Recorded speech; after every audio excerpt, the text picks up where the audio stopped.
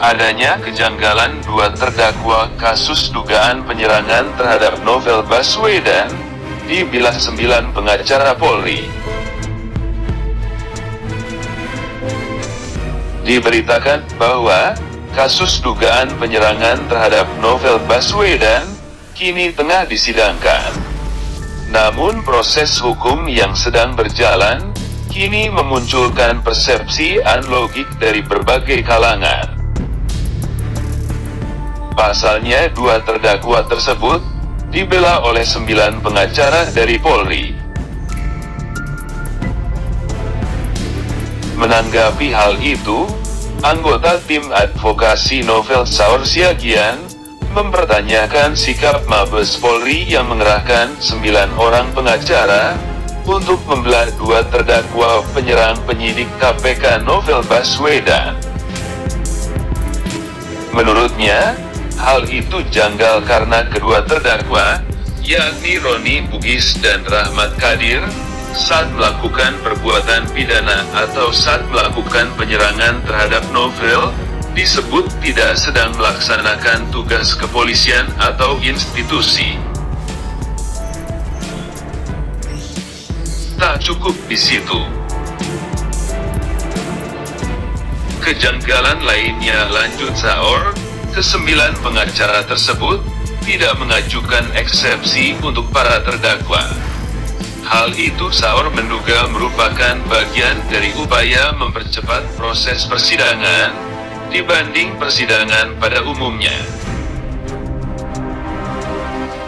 Berdasarkan kejanggalan-kejanggalan tersebut, tim advokasi Novel menilai proses persidangan dugaan kasus penyiraman air keras terhadap Novel tersebut dianggap hanyalah formalitas belaka.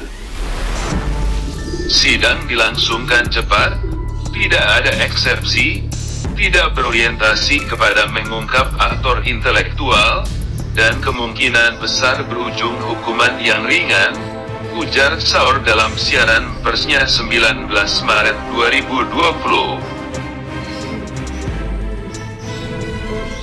Diberitakan sebelumnya, dua terdakwa dalam kasus tersebut, Roni Bugis dan Rahmat Kadir, didakwa melakukan penganiayaan berat dan terencana terhadap Novel dengan ancaman hukuman maksimal 12 tahun penjara.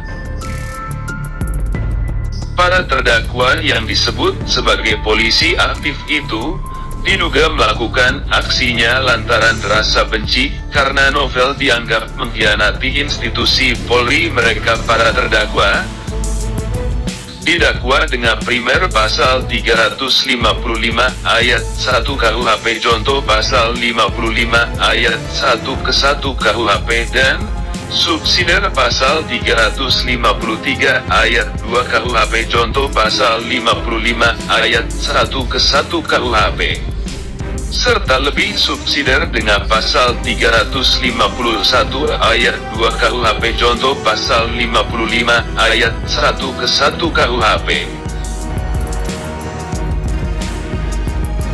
Novel disiram air keras pada 11 April 2017 lalu, sehabis menunaikan sholat subuh di Masjid Al-Ihsan, tak jauh dari rumahnya di kawasan Kelapa Gading, Jakarta Utara.